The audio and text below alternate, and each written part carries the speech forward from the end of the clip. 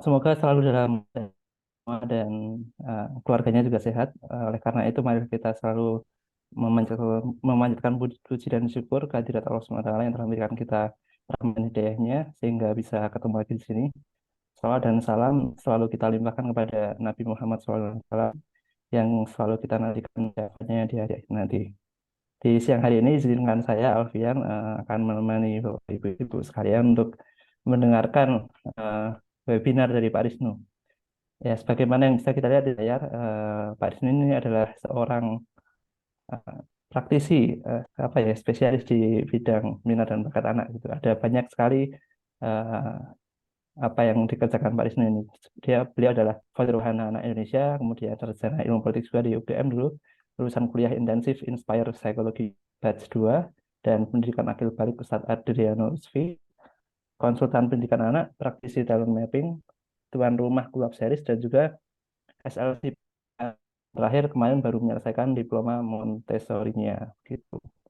Oke, mungkin ada yang mau say hello dulu atau ingin apa menyapa peserta boleh disampaikan kolom chatnya.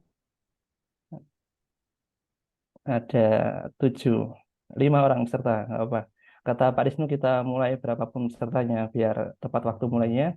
Nanti juga siapa tahu bisa tepat waktu menemukan fitrah dan bakat anaknya gitu. Agar tidak terlambat juga. Nah, oke, tanpa berlama-lama ya, saya serahkan ke Pak Wisnu saja agar bisa segera kita mendengarkan materi dari Pak Wisnu. Kepada Pak Wisnu dipersilahkan. Oke, baik, Mas Alfian. Terima kasih atas pengantarnya. Saya mulai ya Bapak Ibu sekalian ya. Ya, saya selalu membiasakan ya untuk tepat waktu ya 14.00 berapapun orangnya, kita mulai. Dari dulu ya, sama Mas Alfian juga dulu sering kayak gitu. Jadi kita coba biasakan. Bismillahirrahmanirrahim. Assalamualaikum warahmatullahi wabarakatuh. Waalaikumsalam. Alhamdulillah, wasyukurillah, wassalatu wassalamu ala Rasulillah, la haula wala quwata illa billah. Rabbi shrah li sadri wa yassir li amri wahlul 'uqdatam min lisani yafqahu qawli. Rabbi zidni ilma warzuqni fahma. Amin ya rabbal alamin. Baik, alhamdulillah, alhamdulillah, amin. Segala puja dan puji hanya milik Allah SWT yang telah melimpahkan banyak karunia ya Bapak Ibu sekalian kepada kita semua. Sehingga pada siang kali ini kita belajar kembali ya, sering-sering kembali untuk satu tema fitrah dan bakat anak ya, mengenal fitrah dan bakat anak.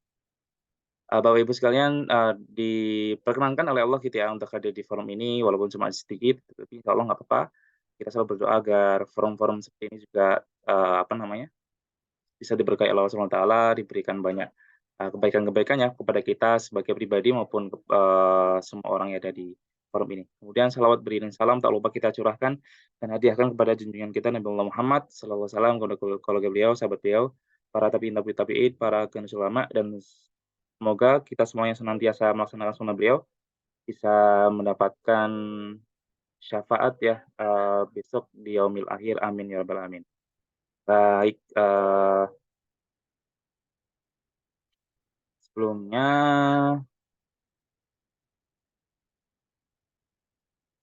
kita akan membahas di siang hari ini terkait dengan tema fitrah dan bakat anak. Nah, nanti bisa sambil ini ya, ketik ya, dari mana aja saya coba menilai spektrum pesertanya mau dari mulai dari mana aja. Bisa diketik, asal namanya siapa, terus kemudian asalnya asalnya dari mana. Oke, baik.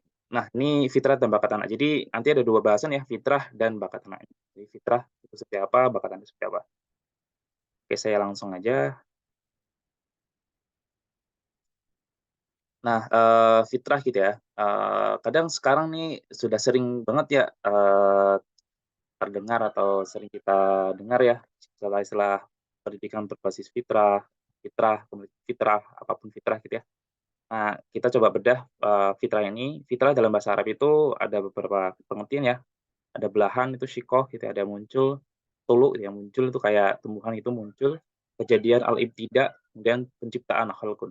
Jadi fitrah ini ada 4 konteks, dalam Al-Quran itu, mengartikan 4 4 pengertian ini. Kalau dalam bahasa Indonesia, fitrah itu juga bisa diartikan sebagai sifat pembawaan yang sejak lahir. Nah, kemudian fitrah juga sering dimaknai sebagai, suci dan potensi. Fitrah, bahasa Arab gitu ya, jamaknya fitor, itu artinya perangai, tabiat, kejadian-kejadian asli, agama, ciptaan gitu ya. Makanya ada sebuah hadis ya mengatakan bahwasanya, eee, setiap anak itu kan diciptakan atau dilahirkan itu dalam keadaan fitrah gitu ya. Orang tuanya lah yang menyebabkan atau menjerumuskannya atau, eee, mengaitkannya kepada agama Nasrani, Yahudi, dan Majusi gitu. Jadi fitrah ini kalau dalam bahasa hadis yang tadi yang sudah saya katakan, fitrah itu sebenarnya semua atau seluruh anak yang ada dalam, dunia ini yang dilahirkan gitu ya, itu tuh sebenarnya sudah berfitrah, agamanya Islam gitu ya, sudah bersyahadat dulu. Nah, dalam Al-Qur'an ternyata gitu ya, fitrah ini, kalimat fitrah ini dan derivasi berbagai bentuk dari derivasi kata yang mirip ya, itu disebutkan sebanyak 28 kali, kayak gitu. Dalam Quran itu ada 28 kali. Kalau ini itu biasanya pembahasan di, eee, tafsir tematik ya, kayak gitu. 14 kali disebutkan dalam konteks uraian tentang penciptaan bumi dan langit, kayak gitu. Jadi fitrah ini, lebih dekat gitu ya, ada beberapa pengertian-pengertian di dalam Al-Quran itu terkait dengan bumi dan langit. Kemudian setengah laginya adalah konteks pembicaraan tentang manusia, baik yang berhubungan dengan fitrah penciptaannya, maupun fitrah keagamaan yang dimilikinya, gitu. Jadi, selain bumi dan langit, juga ada manusia, gitu ya. Jadi, fitrah ini juga lekat sebenarnya, lekat sekali ya dengan proses penciptaan Allah, gitu ya. Kemudian, bumi dan langit itu yang benda, kemudian satunya itu konteks fitrah penciptaan Allah yang berbentuk manusia. Nah, ini beberapa pengertian ya fitrah menurut, para para ini ya, ulama-ulama ya. Ada, Al-Qurtubi, fitrah bermakna kesucian gitu ya, yaitu suci jiwanya dan rohaninya. Fitrah di sini adalah fitrah Allah yang ditetapkan kepada manusia, yaitu bahwa manusia sejak lahir dalam keadaan suci, dalam artian tidak mempunyai dosa. Ini tadi ya, sesuai dengan hadis Nabi juga. Jadi ya, setiap bayi atau anak yang lahir itu suci gitu, Islam gitu ya, belum ada dosa. Kemudian manusia lahir dengan membawa perwatakan tabiat yang berbeda-beda. Watak itu dapat berupa jiwa pada anak atau hati sanubarinya yang dapat mengantarkan pada marifat kepada Allah. Jadi fitrah ini juga nantinya akan mengantarkan kedekatan kepada Allah ya, karena tadi ya fitrah itu berhubungan dengan ciptaan Allah, ya maka akan nempel juga dengan penciptanya yaitu Allah kayak gitu.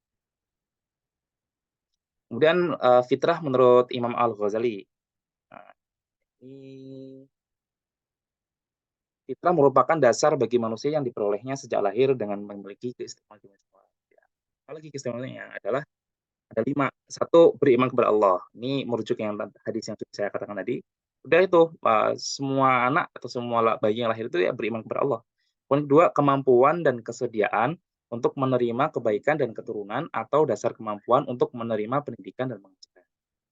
Jadi, proses untuk menerima pendidikan dan pengajaran gitu juga fitrah.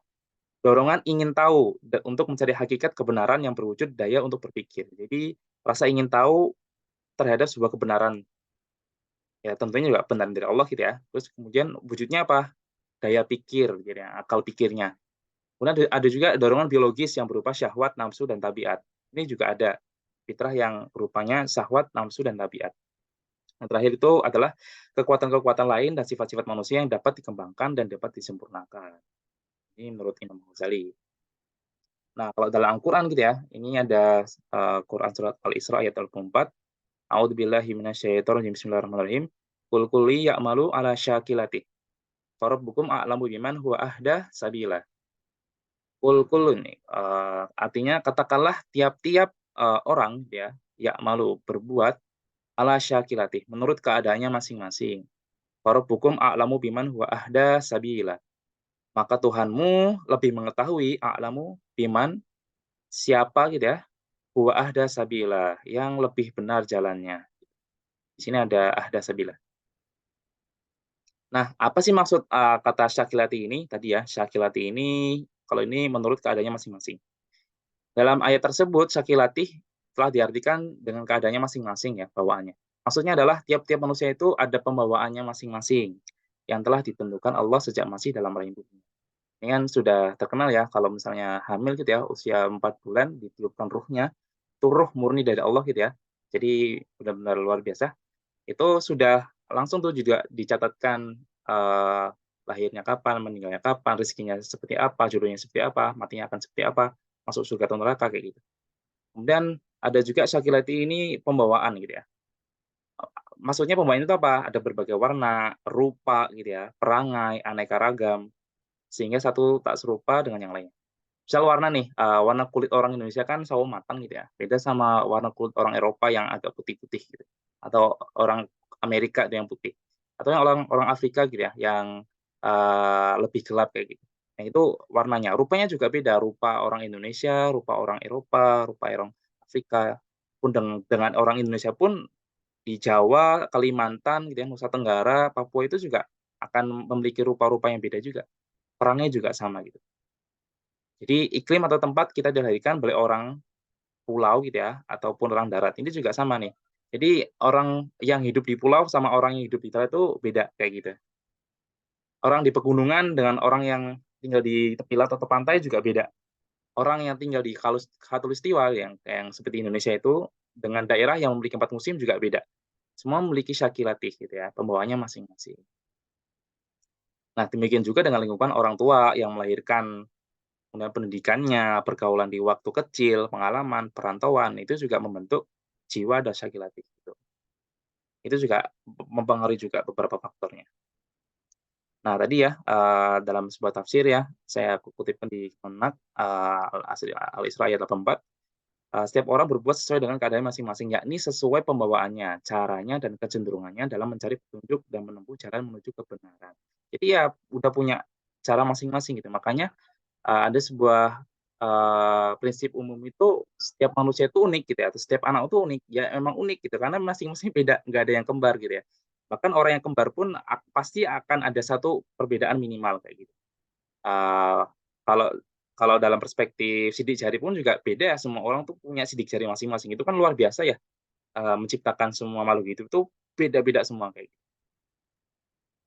Nah itu Syakilati. Nah, kalau dalam kitab Tuhfatul Maulud gitu ya, Al-Imam Ibnu Qayyim rahimahullah mengatakan perkara yang sudah sepatutnya diperhatikan oleh orang tua adalah keadaan si anak. Potensi apa yang dia miliki, bakat apa yang terpendam pada dirinya, maka orang tua hendaknya mengetahui bahwa untuk bidang itulah anaknya diciptakan. Jadi ada sesuatu maksud tertentu nih anak itu diciptakan. Maka orang tua hendaknya tidak memalingkan anak dari bakatnya atau dari kecenderungannya selama itu diperbolehkan oleh syariat. Kemudian apa sih akibatnya ketika, anak itu ya, dipaksa untuk fokus pada sesuatu yang bukan bakatnya atau bukan kecenderungannya? Beliau rahimahullah melanjutkan apabila anak dipaksa untuk menyukai suatu bidang yang bukan bakatnya atau kecenderungannya, maka dia tidak akan meraih kesuksesan atau akan lama gitu ya di bidang itu.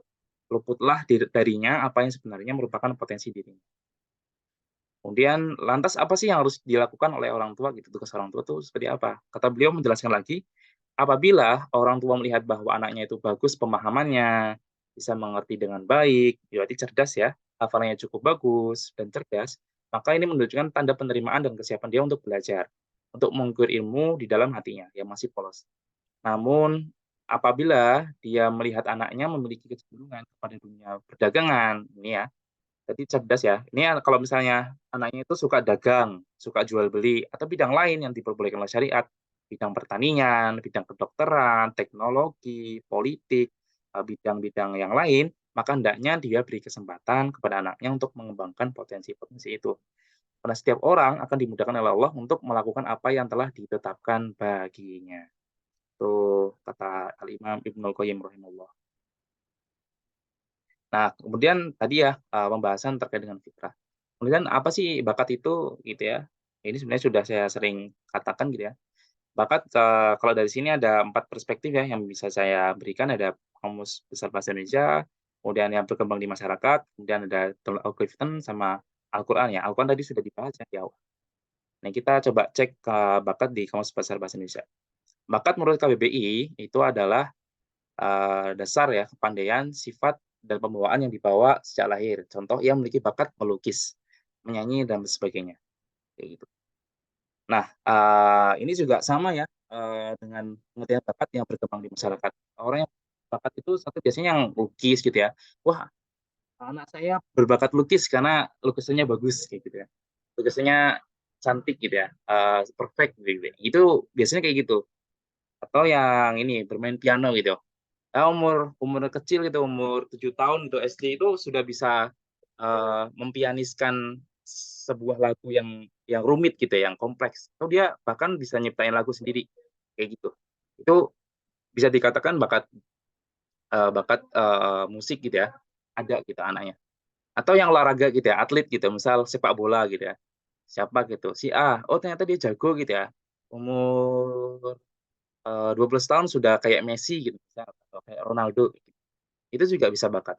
Nah itu baru sekedar itu, pengertian bakat menurut masyarakat gitu ya. Ternyata masih ada lagi pengertian bakat yang lebih dalam lagi gitu ya.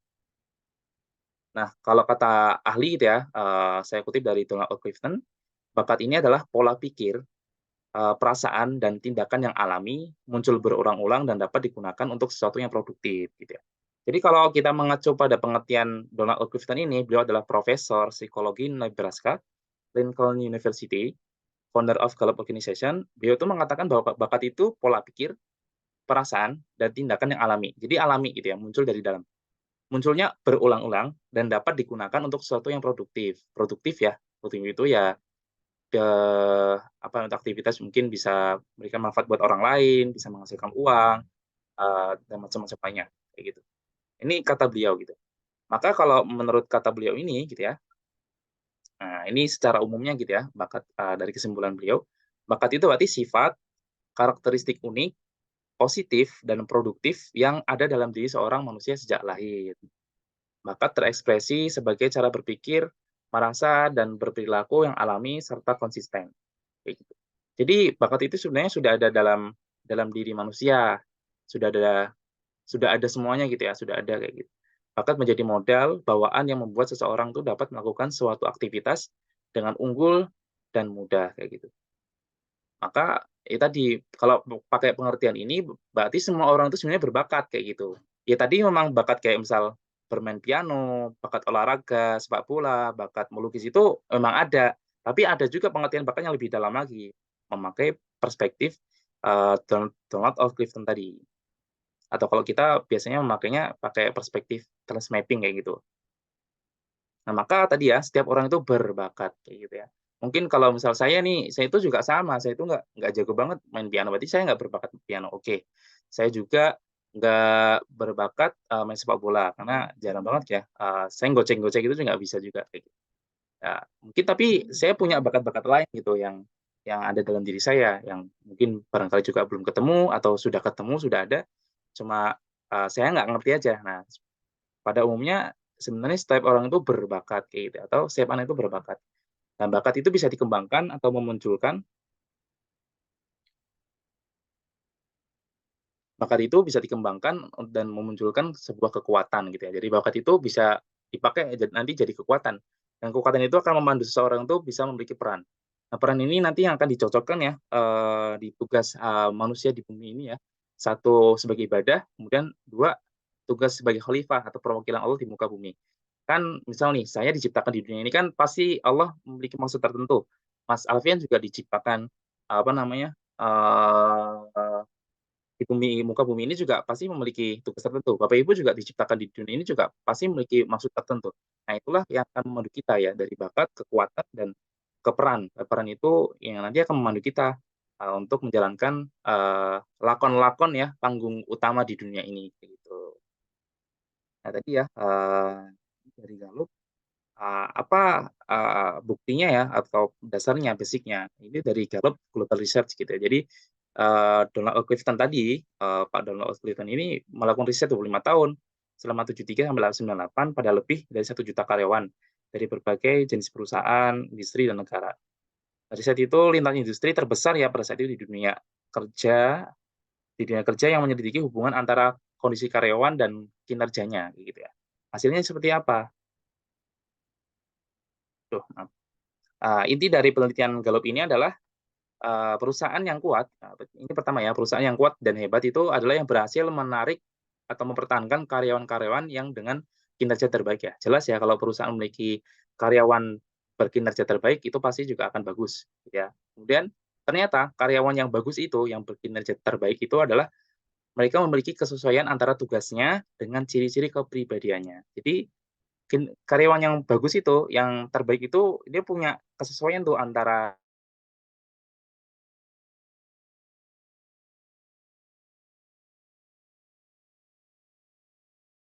Oke, sudah kembali Pak Risno. Masih di mute?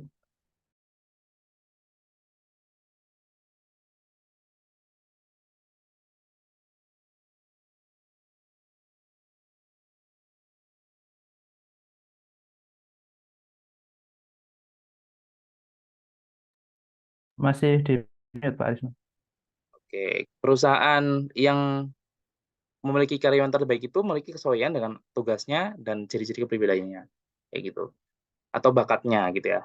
Maka dari situlah ditemukan 34 nih. Jadi setiap orang itu minimal ada 34 bakat atau ciri khas dari masing-masingnya. Nah, itu nanti bisa ditemukan. Nah, ini ini gambarnya ya. Ini sebenarnya ini aja, gambaran singkatnya aja. Jadi 34 tema bakat ini seperti ini.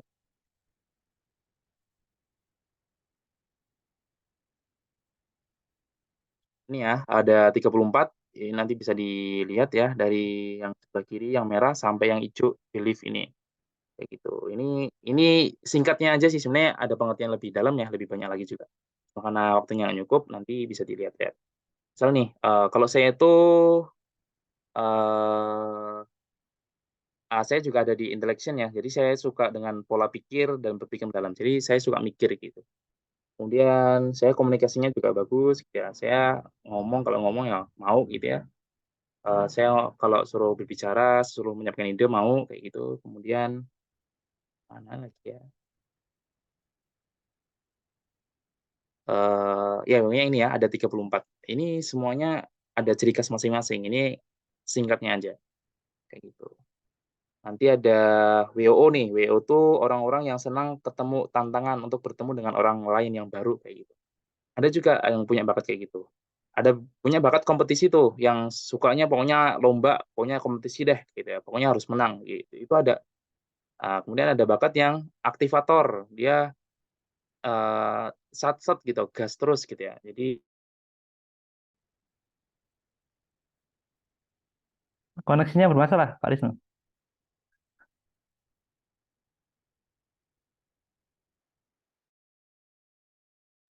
cek, sudah masuk lagi ya sinyal saya nih? Sudah. Saya di sini agak mendung-mendung di Jakarta. Nah, kemudian ini kalau saya individualization gitu ya, mampu melihat karakter kinerja orang per orang. Jadi itu saya unik gitu ya, saya itu kalau ngelihat orang gitu ya, dulu saya sama Mas Alfian di JMF gitu ya, di fakultas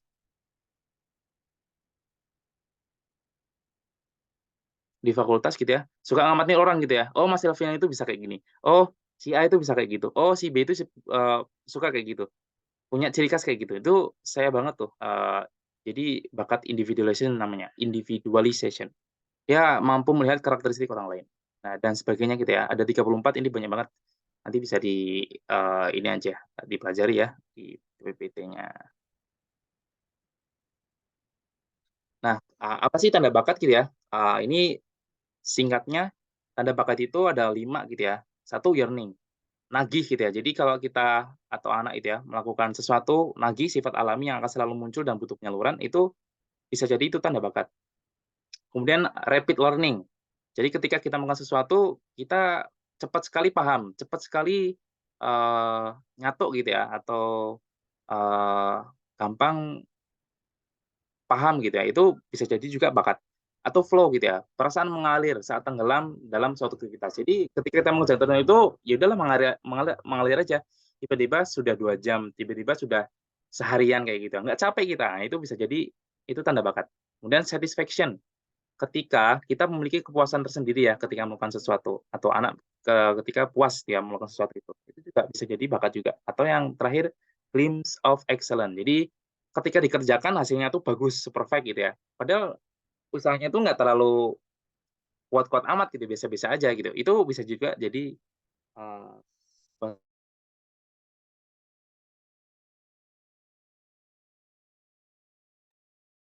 ya mohon maaf ya, di sini agak mendung. Nah itu. Oke, jadi, seperti itu ya, ini gambaran bakatnya. Nanti kalau ada yang mau PPT-nya saya bagi ya.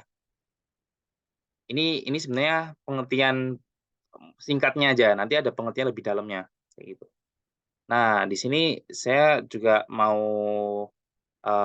bilang ya, Bapak Ibu sekalian kalau misalnya ada yang mau, sebelum ke pertanyaan ya, kalau ada yang mau belajar ya terkait dengan bakat ini, saya lagi buka kelas e-course ya. E-course ini, istilahnya kelas mandiri, nanti bisa lihat videonya, video rekaman, tapi juga nanti ada Zoom Minor Live-nya sama workshop-workshop-nya. Jadi kelas bakat anak ini ada 24 materi ya, dapat CR sertifikat, ada 12 nya nanti juga di dalam kelasnya, 24 rekaman materinya jelas ya, ada 4 worksheet-nya, kemudian 1 workshop bakat anak. Jadi nanti kalau workshop-nya pakai Zoom ya, jadi kemungkinan setengah hari atau seharian. Ada poster bakatnya, waktunya belajarnya 1 bulan 10 hari atau 40 hari, kemudian jelas ya support grup aktif. Kemudian kalau misalnya ikut kelas ini insyaallah ketika saya buka sheet-sheet, batch-batch selanjutnya itu boleh gratis, gratis aja kalau mau ikut lagi kayak gitu ya, atau ikut diskusi boleh. Dan bisa ada mekanisme bayar 2 sampai 3 kali. Normalnya 200.000 tapi, eee, untuk early bird ya, 15 September sampai 15 Oktober nanti, itu 160.000 aja, tuh. Kalau misalnya 2 kali berarti 80.000, kalau 3 kali berarti 50, 50, 60, itu bisa. Nah, apa yang dipelajari? Nah, ini ya, ada beberapa materinya banyak banget. 1, mengenal fitrah bakat, kemudian 2, bakat, potensi, kekuatan, dan kekuatan. 3, tujuan dan urgensi mengenal bakat anak. 4, kenal ragam bakat anak. 5, syarat berkembangnya bakat anak. 6, kekuatan versus kelemahan. 7, dasar-dasar pengembangan bakat anak. 8, orang tua sebagai coach bakat anak. 9, mata koin bakat anak. 10, bakat versus minat. Kemudian 11, cita-cita anak, ada 2, bagian 1 sama bagian 2. 12, magang gitu ya. Kemudian 13, talent based personalized, jadi kurikulum berbasis, bakat gitu ya. Kemudian SWOT assessment, strength tipologi ST30, terus mapping, relasi anak dan orang tua dalam perspektif bakat terutama, melatih kedewasaan dan daya juang anak, realita bakat di sekolah formal, membaca pandu 45 bakat, terus 114 aktivitas dalam, mengecek bakat anak, respon dan stimulasi 34 bakat anak, 30 tipologi kekuatan anak, dan mengenal jalur pendidikan bakat. Jadi ada 24 materi insyaallah. Ini buat lanjutannya. Ini baru awal ya tadi ya, yang saya katakan. Silakan kalau ada yang mau, monggo bisa hubungi saya atau di sini ada nanti di PPT-nya. Nanti kalau ada yang mau minta silakan. Mungkin itu aja Mas Alfian, untuk, awalnya. Maaf ya, di sini mendung jadi masuk mundur masuk mundur.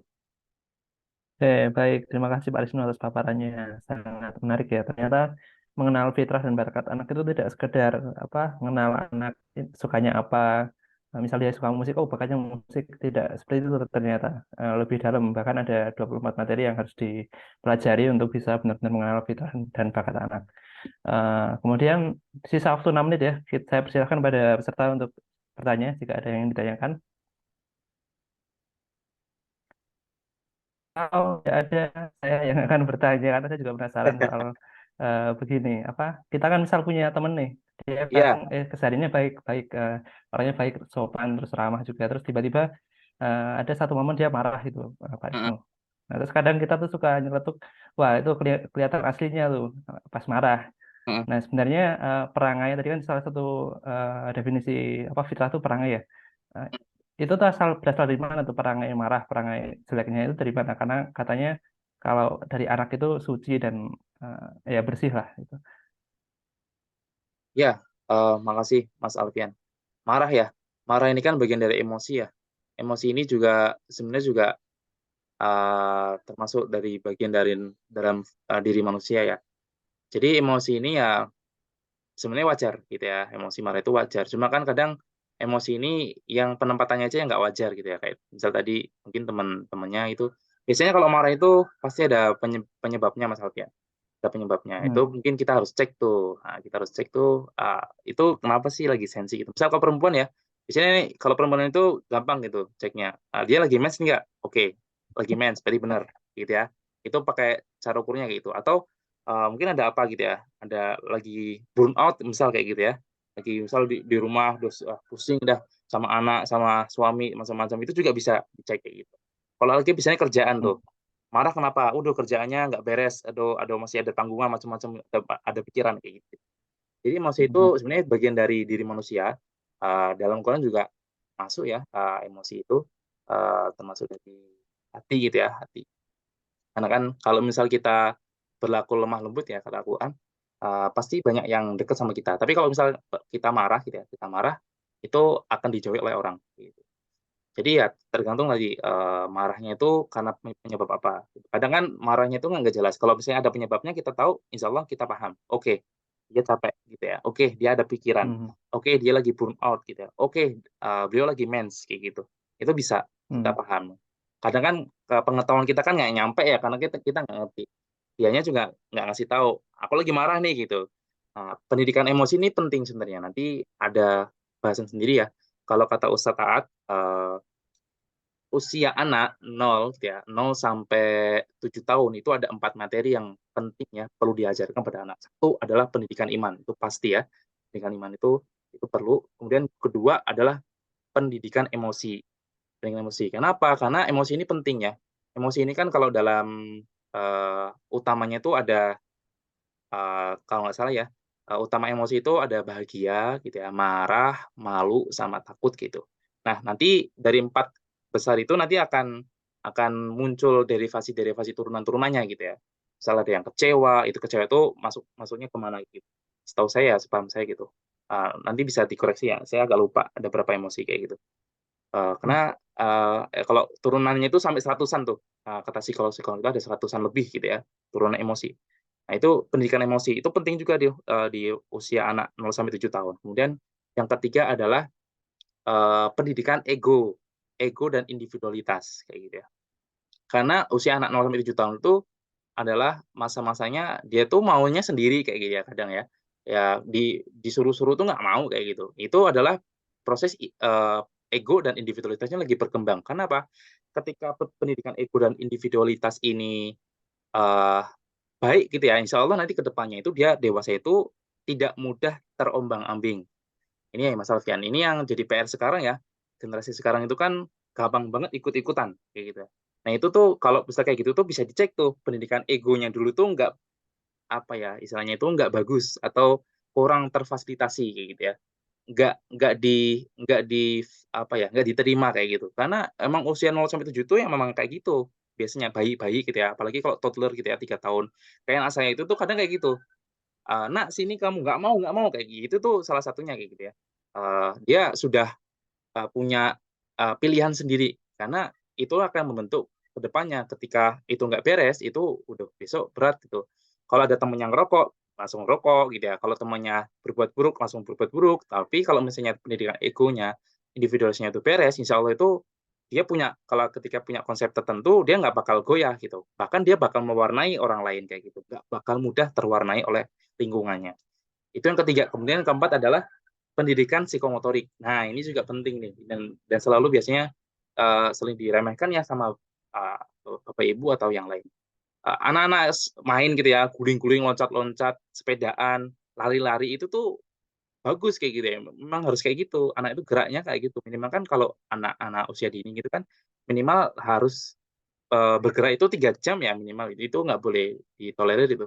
Itu salah satunya pendidikan psikomotorik. Karena, eee, menurut penelitian Ustadz Taat ya, di beberapa sekolah-sekolah beliau atau yang ketika beliau diundang itu, skor maksimal 5 kepada anak usia baru masuk SD, itu dites semuanya, itu ternyata pendidikan psikomotorik mereka itu 1,8 gitu ya. Jadi 1 gitu ya, nilainya itu 1, 2 itu kurang, belum nyampe 2. Itu tuh buruk sekali gitu kata Ustadz Taat.